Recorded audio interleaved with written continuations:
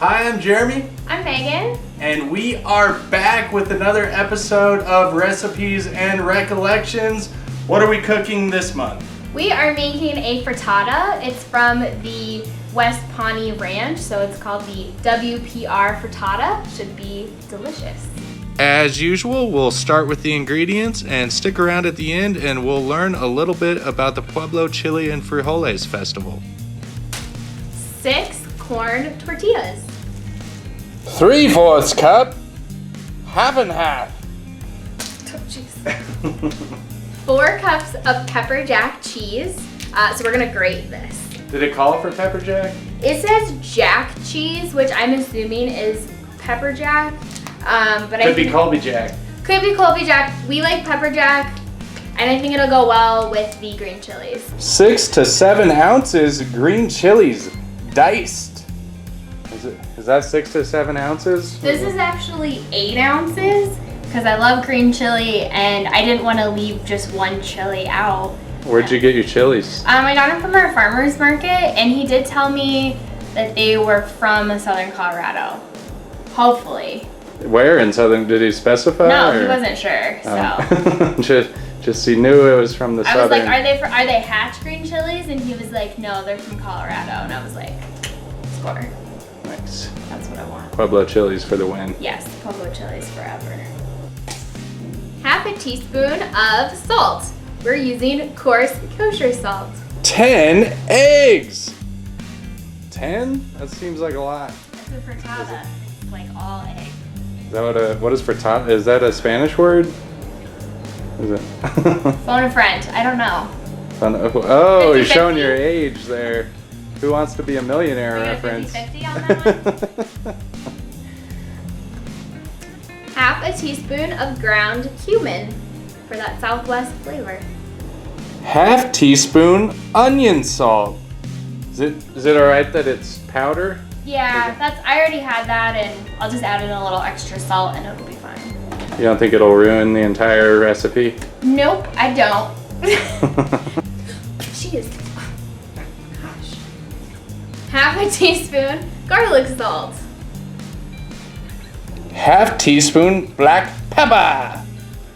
Is that gonna be enough pepper? I feel like that's not enough. We could do more. You know me. I mean, I'll stick to the recipe in theory, but I will put more pepper in probably. We are making the WPR Frittata. In our cookbook it says this recipe comes from the West Pawnee Ranch Bed and Breakfast in Grover, Colorado. So that's why it's called the WPR Frittata. The way this frittata is gonna be is a little bit more like a casserole. We're gonna kind of layer some things and then put our eggs on top and kind of mix it. But it's gonna be really great. My favorite ingredients in this is gonna be our green chilies. What we're gonna do to start is take our 9x13 casserole dish, and you're gonna either spray this with cooking spray, or I don't have that, so I'm gonna just put a little oil in here and rub it around. What kind of oil? This is actually olive oil because we're running low on vegetable oil. You do vegetable oil if you could, or? Probably. We usually use vegetable oil for making popcorn, so yeah. So it's important to say. Can verify. We love 100% popcorn every night. We love popcorn. Homemade popcorn is the way to go. Orville Redenbacher. Orville Redenbacher. Again, not sponsored, but This is one time where you need to buy the name brand. I'm telling you, the cheaper popcorn does not burn as well. It doesn't pop as consistently, and that leads to burning on the bottom of your pan. This is where I'm finally the expert in cooking matters, is when it comes to popcorn. I always tell him, I'm like, you make the popcorn, because I always mess up, so that's Jeremy's thing. So we have our pan prepped. What we're gonna do first is dice our green chilies. So this calls for 6 to 7 ounces of green chilies. So what you could do is buy those small cans. I think they come in 4 ounces, so you could just buy 2 of those and use that. I had some actual green chili, whole green chilies in the freezer from the farmer's market, And so I'm gonna dice these up. And then what Classic we're gonna do. Pueblo native. What? Having chilies in the freezer. Frozen green chili in the freezer, yeah. You never know. Is that a prerequisite for being born in Pueblo, just to always have green chilies in the freezer? I think so. But I mean, green chilies are great because you can, put them in eggs, you can put them in soup. I do that a lot. You could, roast them, keep them like this, and make chili rellenos. I mean, there's just so many things you can do. You can make enchiladas, you could make vegetarian tacos, so many things. And the cool thing on that note about this recipe is it is vegetarian. There's no meat in this, so this is a really great dish if you were, having people over, if you're a vegetarian, or if you're just like wanting to not eat as much meat. All right, so what I'm gonna do is I'm going to, again, just dice my green chilies. And what I did, these were roasted when I bought them, and then I put them in the freezer.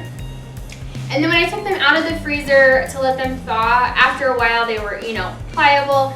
I ran them under water and kind of peeled that burnt skin off. Then you have this like nice, supple chili.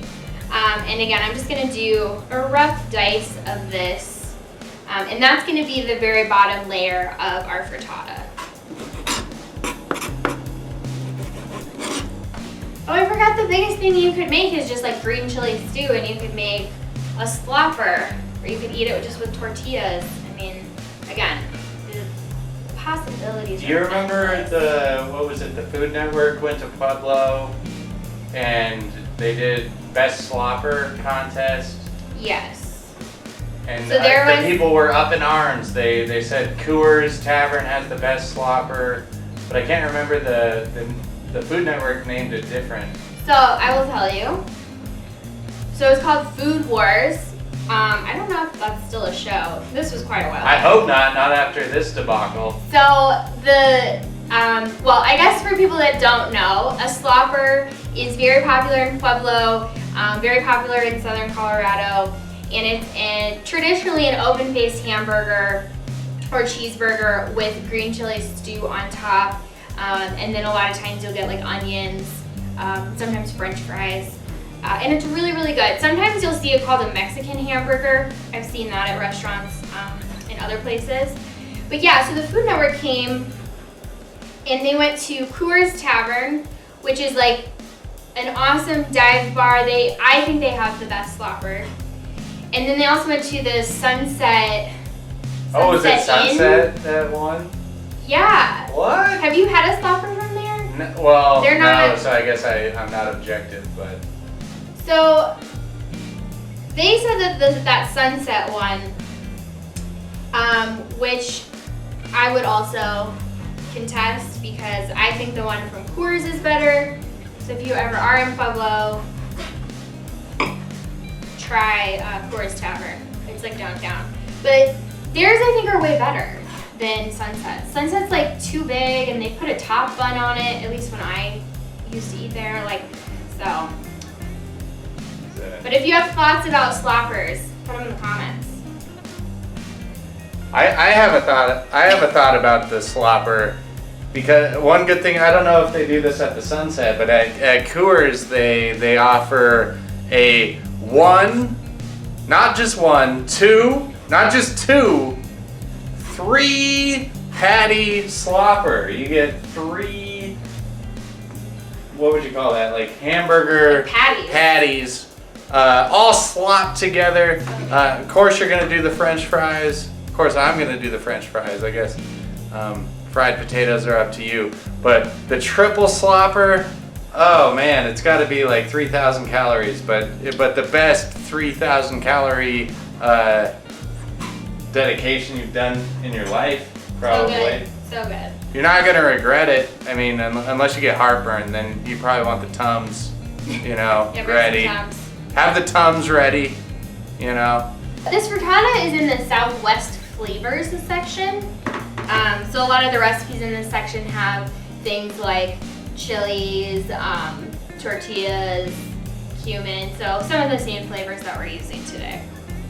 Okay, I have chopped my green chilies.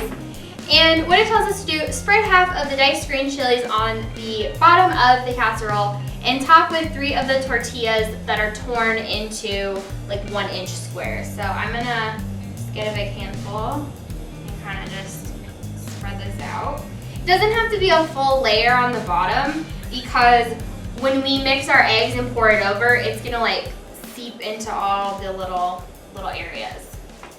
In non-pandemic years, you go down to Pueblo and just get those roasted green chilies. That's like my favorite smell is like chilies that are roasting. Oh, it smells so good. Okay. Remember that time we went to the Chili Fest and they had the giant inflatable duck? Remember? And the wind was really bad, so it was really windy, and then when we thought that the duck might fly away. Lily was down there. Oh yeah, I do remember that. That was funny. Oh, Lily. Shout out to Lily. Okay, so we have our green chili on the bottom, and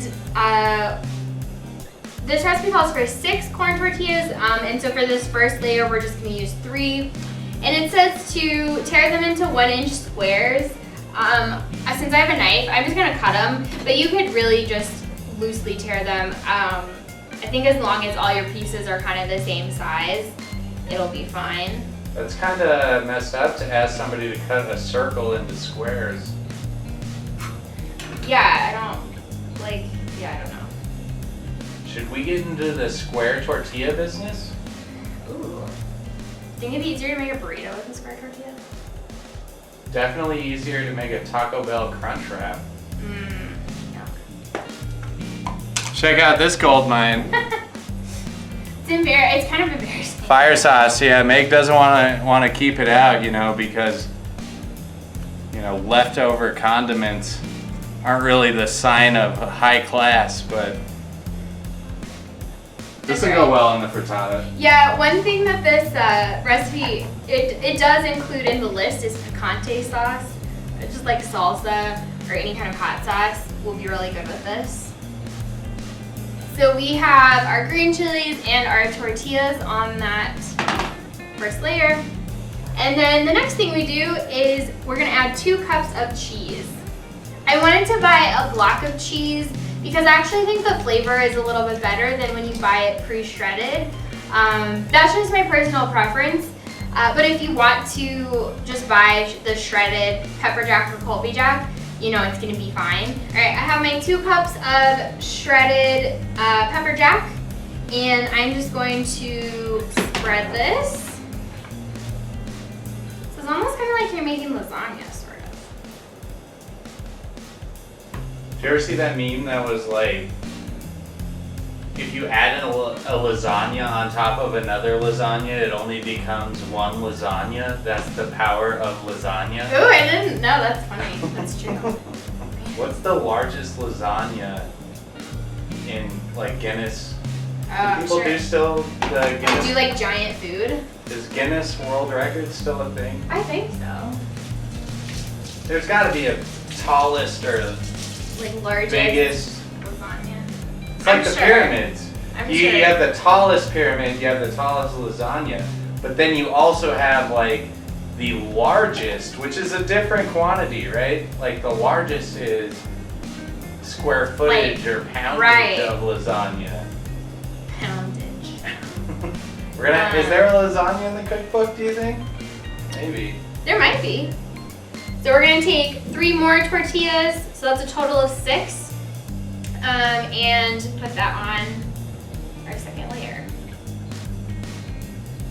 This would also be a really fun recipe to do with kids because you could have kids tear the tortillas and help you with the layering. Carefully shred the cheese depending on how old they are. Spread out the green chilies. When we get to the eggs, they can whisk the eggs. So I feel like this is a very family-friendly dish to make. Your educator experience is shining through. Yeah. I miss working with kids, so I always think about oh, I could teach this. This would be fun. As a lesson or something. So. Take that out. Our beautiful amount of cheese. And this is about 2 cups. This is very cheesy. This is more cheese than I would normally cook with, but. All right, we have our chilies, tortillas, cheese, ×2. And now for the main part of our frittata is the eggs. So I'm going to crack 10 eggs in this bowl. 10 eggs! That's a lot of eggs. That's almost, why didn't they just go with 12? I don't know, yeah. You're giving me a weird number. It's a lot of eggs. Sam Bach, your local state historian, he is very intolerant of lactose. Sam, you could not eat this. It's got a lot of cheese. He specifically asked me not to share that on YouTube, but you know, here we are. Yeah, the nice thing about cracking eggs is if you lose track, you're like, oh, 1, 2, 3, 4. Okay, I have 6 more left. Ooh. 7, 8, 9, 10. Yay. We have our 10 eggs. And we are also going to mix that with our half and half. I'm gonna give this a shake. This is a 3/4 cup of half and half. So 3/4 cup into our 10 eggs. And we are going to whisk this. One thing I would recommend is actually to try to whisk and break your yolks first before you put your half and half in. That's not what I did. And what I'm doing right now is just kind of taking my whisk and going through and making sure there aren't any unwhisked yolks. This is gonna be kind of like a scrambled egg consistency when we bake it. Do you ever put scrambled, like ketchup on your scrambled eggs? No. How about catsup? No, also no. I don't like ketchup or catsup. What about Heinz? What other kind of ketchup are you buying? Sometimes I'll put syrup on my scrambled eggs. I don't know why I like that. Like sweet and savory. Do you have a syrup preference? No. Not really. Okay. I like the Cracker Barrel little bottles of syrup. Just because it's in a little bottle. And That's a like classy move. Fun. Only one Cracker Barrel. Yeah, what's up with that? I only chime in when I'm outraged, and I am outraged at the lack of Cracker Barrels in Denver. I grew up in Denver, born and raised. I go down to Pueblo for a few years. It turns out there's a Cracker Barrel, and it was amazing. I come back up here, you know, I move back up to Denver, and I say, I'm gonna go to all the Cracker Barrels in Denver. Turns out there's one Cracker Barrel, one. And it's in Thornton. I live in Littleton. I gotta drive an hour and a half just to get to the Cracker Barrel. Devastating. They can hear you. Devastating. Devastating. Devastating. Okay. So once we have our half and half and our eggs all whisked, we are gonna add our spices. So we're gonna start with half a teaspoon of ground cumin. I'm gonna do half a teaspoon of onion salt or onion powder. That's what I have. Half a teaspoon of garlic salt. The one I'm not gonna measure is black pepper because I'm gonna grind it and, you know, I don't really want to have to grind it into a bowl and measure it. So I'm just gonna do like, I don't know, 20 cranks. What a coup by the pepper industry. It's like, we'll tell them if they crack it themselves, it tastes better. I think it does. Like, I don't think that's a lie. And then we're gonna do half a teaspoon of salt. Now we're gonna mix, mix, mix. Whisk our spices in. I'm gonna take my egg mix and I'm gonna slowly pour it over on my tortilla, cheese, green chili situation.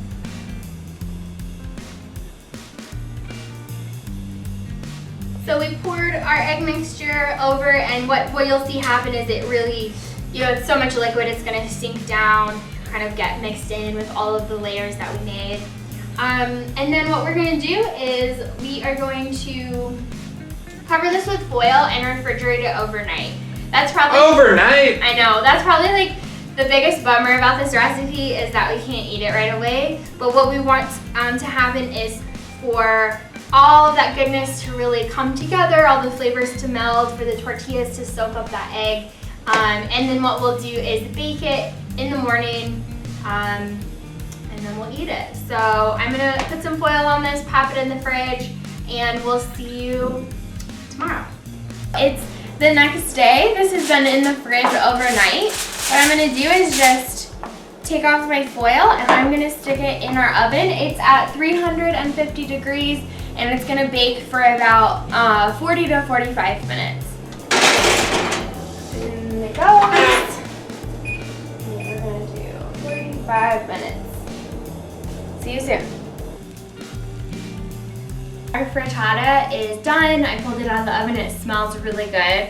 I'm gonna taste it. I'm actually gonna put some of this Pueblo green chili salt that we got from our friends in Pueblo. They're opening a cafe, so I'm gonna put a little bit of that and maybe some hot sauce, but I'm gonna taste it first. Let's see.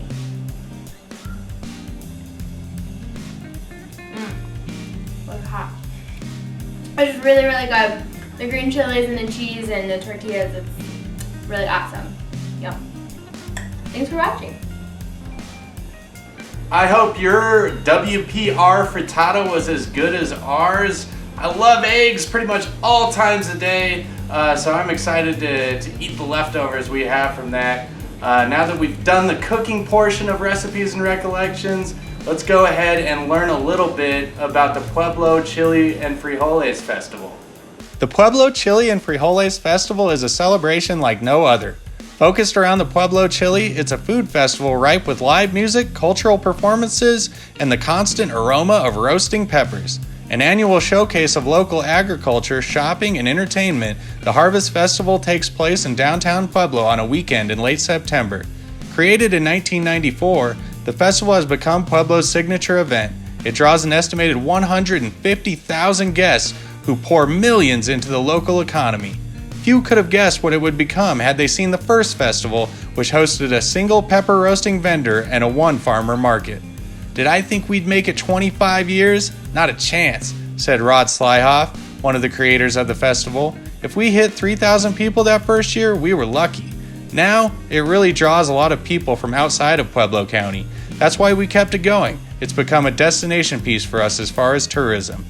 Festival highlights include street vendors, culinary competitions, jalapeno eating and frijole bean spitting contests, and a fireworks display on Pueblo's scenic Riverwalk.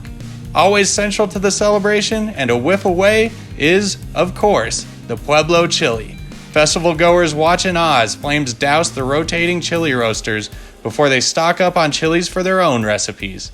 The Pueblo Chili and Frijoles Festival is one of Colorado's best. Next time you visit the festival, make sure to stop by El Pueblo History Museum, a community museum of history, Colorado.